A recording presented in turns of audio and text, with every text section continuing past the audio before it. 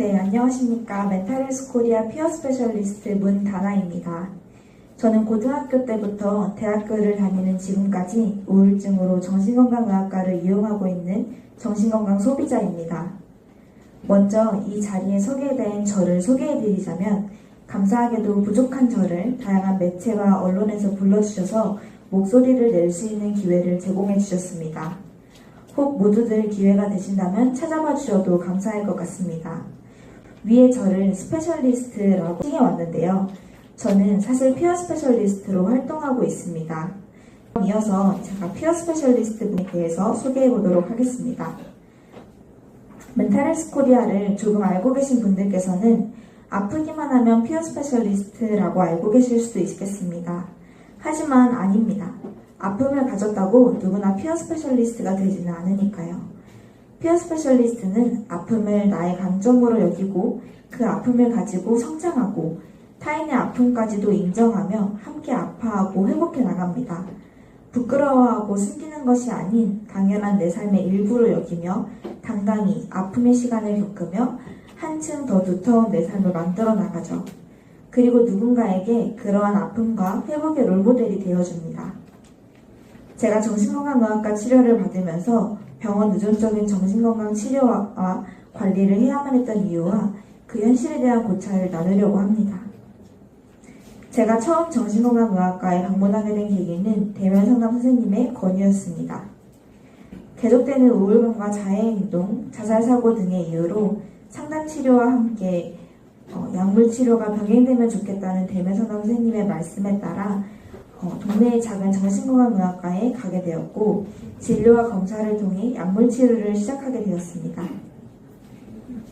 얼마 지나지 않아 나아지지 않은 우울감과 자해, 자살사고로 인해 병원 의사선생님께서는 스스로를 통제하는 것이 어렵고 외부의 자극을 견딜 힘이 부족하니 입원을 하는 게 좋겠습니다 라는 말씀과 함께 입원 병동이 있는 2차 병원을 제게 안내해 주셨습니다. 저는 병원으로 옮기고 처음 정신건강의학과 보호병동에 입원하게 되었습니다.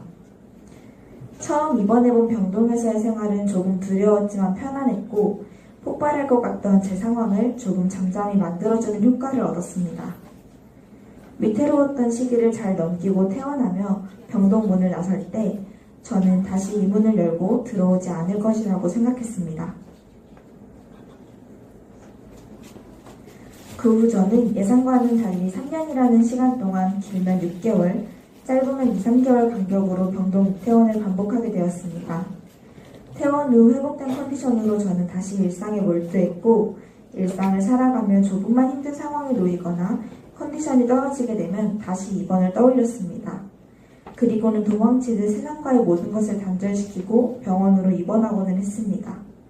그렇게 모든 것을 내려두고 입원한 저자극 환경, 언제든 나를 도울 수 있는 치료진, 규칙적인 생활습관, 건강한 식습관과 약물 관리로 이루어진 병동에서의 이 4주간의 시간 동안 저는 놀랍게도 빠른 속도로 회복하고는 했습니다.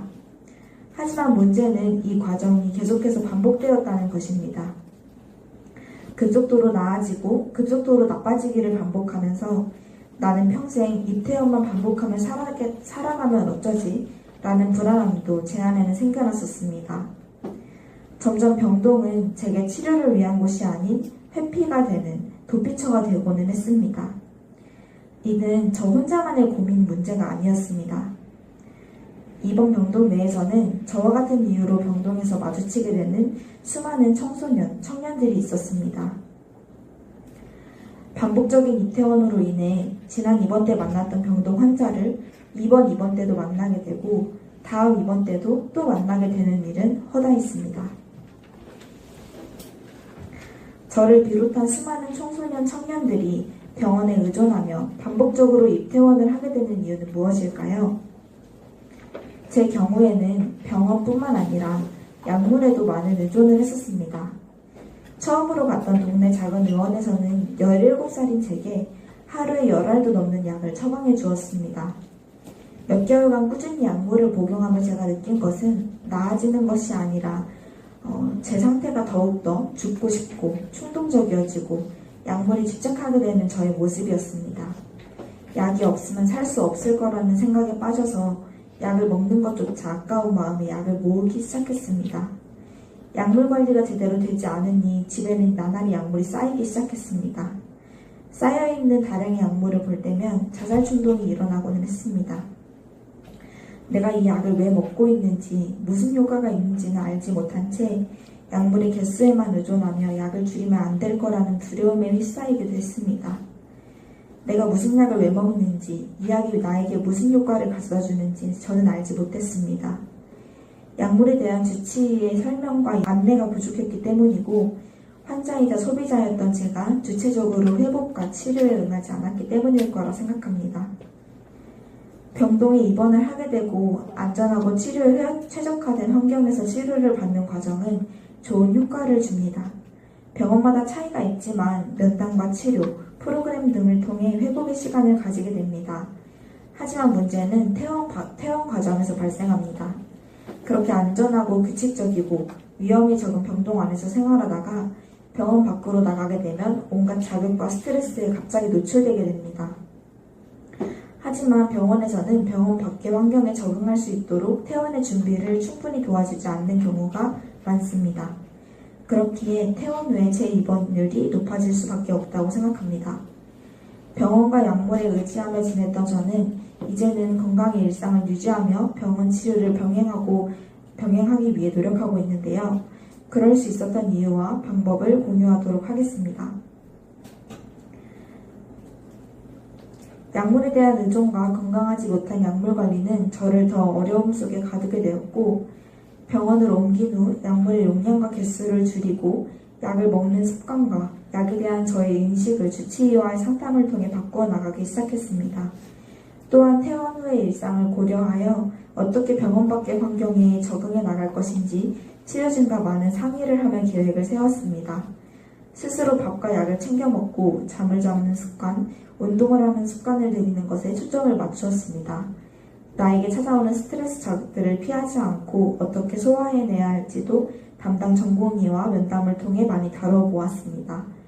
병동 밖으로 나왔을 때는 정신건강복지센터, 자살예방센터, 청소년 상담복지센터와 같은 지역사회 정신건강 서비스를 이용함과 동시에 병원 밖 커뮤니티와 서포트 모임에 참여해 일상을 살아가는 데에 도움을 얻을 수 있었습니다. 앞서 소개했던 방법 중 가장 효과가 좋았고 지속성이 좋았던 방법은 당연 병원 밖 커뮤니티였습니다. 서포트 모임, 운동 모임 등 다양한 주제로 진행됐던 병원 밖 커뮤니티는 제가 병원 밖에서 일상을 유지하는 데에 큰 도움을 주었습니다. 제가 병원 밖 커뮤니티에서 나와 비슷한 아픔을 겪는 사람들과의 지속적인 만남, 생산적인 대화, 에너지 있는 활동 등을 통해 삶의 활력을 얻고 살아볼 용기를 얻을 수 있었습니다. 2022년 멘탈헬스 코리아에서는 자해 서포트 모임이 진행되었습니다.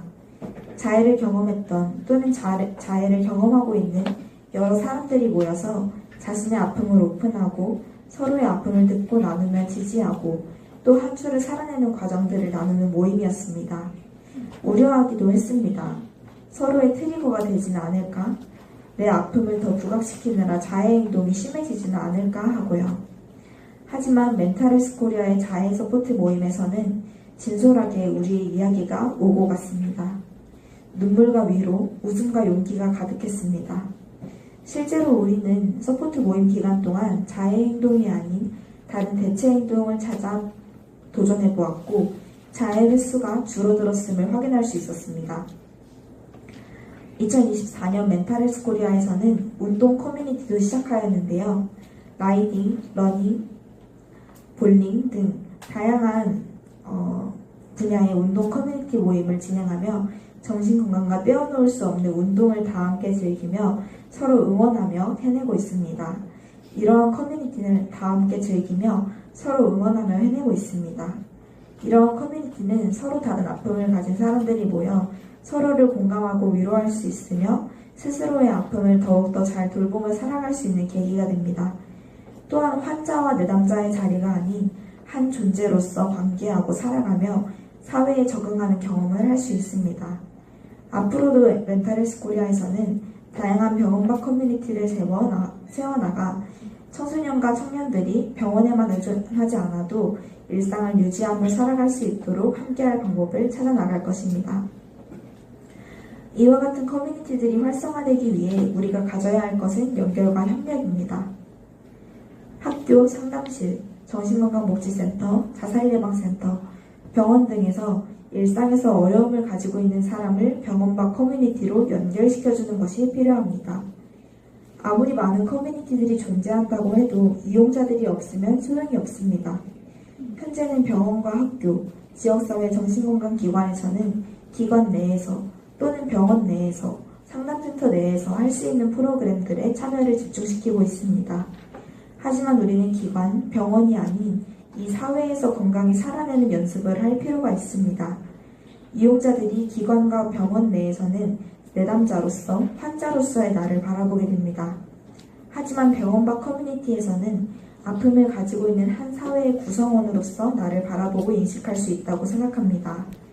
아픔을 가지고 있다는 사실을 인정함과 동시에 그 아픔을 돌보며 한 사회에서 건강히 살아내고 함께 모이는 병원과 커뮤니티에서 적극적으로 참여할 수 있도록 돕는 것이 지역사회가 해주어야 할 역할입니다. 연결은 곧 협력입니다.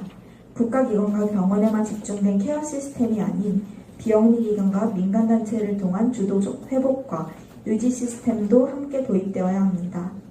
오랜 시간 내담자와 환자로 케어만 받으며 살아온 사람들에게는 어쩌면 소위 말하는 멀쩡하고 일반적인 주도적 삶은 꿈꾸기도 어려운 삶일 수 있습니다. 하지만 이러한 아픔을 가진 사람들이 함께 모여 건강한 삶을 살아가는 공동체에 속한다면 달라질 수 있습니다.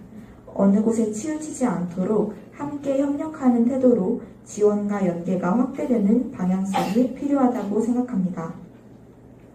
우리 모두 이 세상에서 보다 건강하게, 보다 행복하게 연결되어 살아가기를 소망합니다. 그러기 위해 여기 모인 우리가 더 앞장서서 함께하기를 원합니다. 감사합니다.